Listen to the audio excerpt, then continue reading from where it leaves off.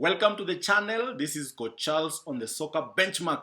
Now, we have witnessed a game that was the most boring game ever played by Manchester United for 80 minutes, but still, they won the game. And thanks to the brilliance of one Amad Diallo.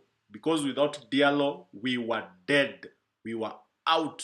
We were pathetic, Amad just proved to us that he is still one of the best wingers, attackers, striker. He can do all those roles, and he could play also in the wing back position where he did so well yesterday. So I don't know what happened. I don't know what challenges the team had, but that was not a performance that was supposed to happen against a Southampton team that is rock bottom in the Premier League.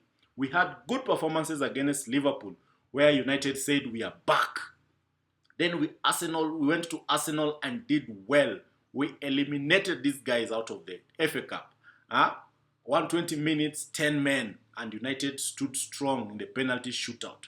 5 out of 5, So when we were coming into the Southampton game, the belief was we are going to kick on. And even the coach mentioned that we are going to learn more about Manchester United against Southampton than we learned against Liverpool and Arsenal.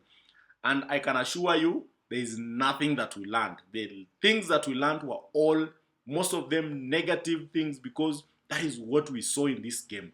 There were positives, a lot of positives, but the negatives outweighed the positives in this game. So in this particular video, we're going to discuss 5 things that we saw in this game. 5 things. So before we continue, if you've not subscribed to the channel, click on the subscribe button, click on the likes, give him that subscription, because we need you to grow this channel. Number 1, amazing Amad, brilliant Amad, super Amad, give him every praise that you can get out there, because Amad saved us. He saved our blushes. He saved our game. He saved Manchester United from the worst performance. This would have been the worst performance ever from Manchester United. And thanks to Amad, we were able to win this game.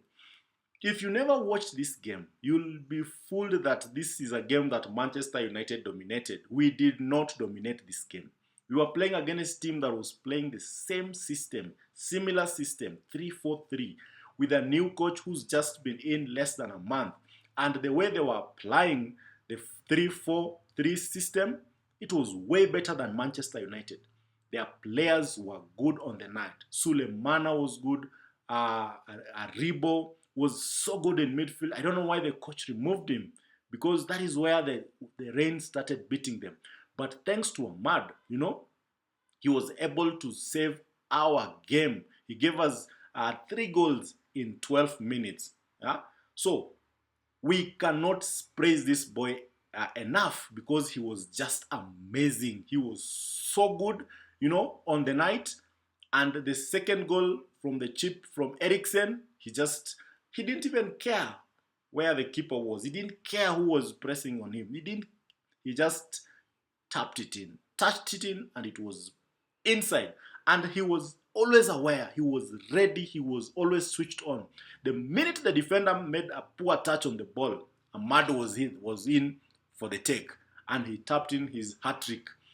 That is the first hat-trick in over 4 years, I think.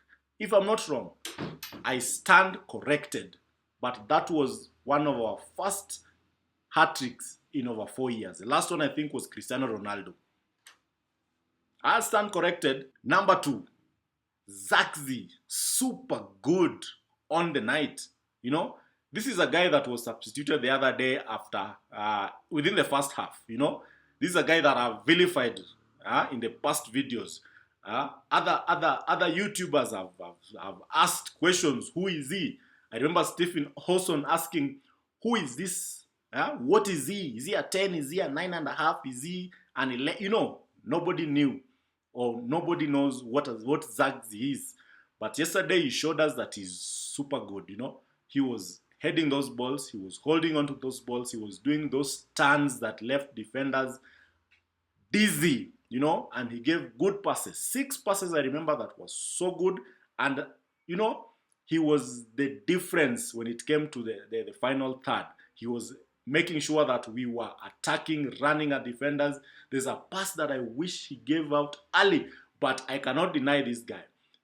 Zirkzee was super. And going into the Brighton game, I believe we need this player for that particular game, because Højlund is pathetic. Number 3, dribbling.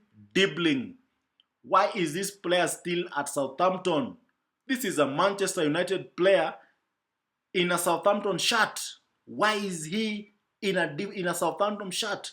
The team should be doing everything in their power to get this player in, because he was super good. Every time he got the ball, he ran to the defenders. He attacked, he shot, he flicked for the goal that went in against the back of Ugarte. This is a Manchester United player through and through. You look at him and you just see Manchester United. So if I am Ineos and the board, go get this kid. Get him now, because Southampton are going down anyway. They don't need him. Yeah? This boy is a Premier League material, and he needs to play at Manchester United. He needs to play in the biggest stage in England, and that is Old Trafford. So I can assure you, dribbling is super good. He's super good player. So United needs to run now. Rush before the rest can get this player. Number 4.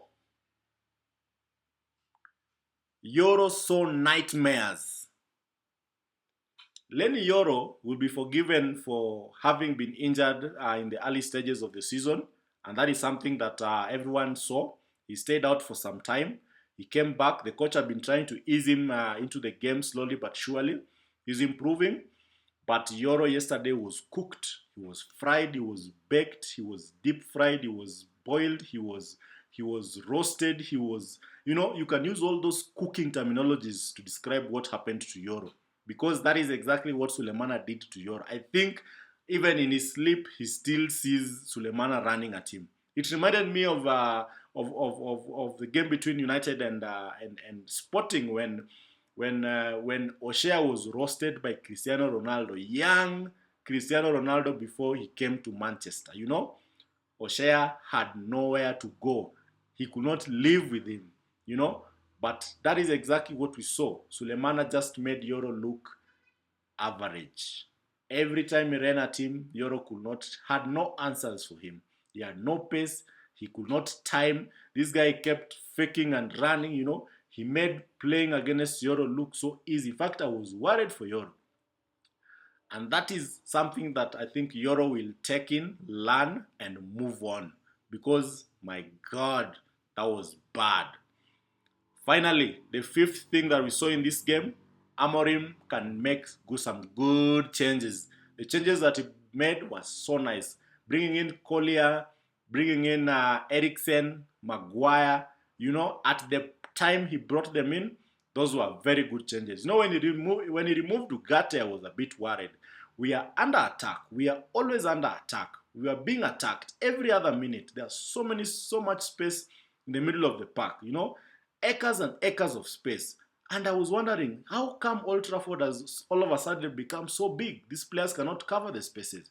And then he removes Ugarte. So I was a bit worried. But then the changes that he brought in, Collier, Eriksen, Zirkzee, those players made a difference. Even Maguire made a big difference. Anthony did his part. However, he missed a sitter, basically. So Amorim is still good. The changes he did were very good. He was able to even sign autographs for the fans later after his press conference. And you could hear what he said, the team needs time to be able to perform. But if we perform like this against Brighton, even those changes will not help us.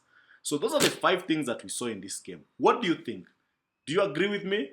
Do you disagree? Let me hear on the comments. So if you've not subscribed to this channel, take a minute, click on the subscribe button, share, and let's keep playing football a better way.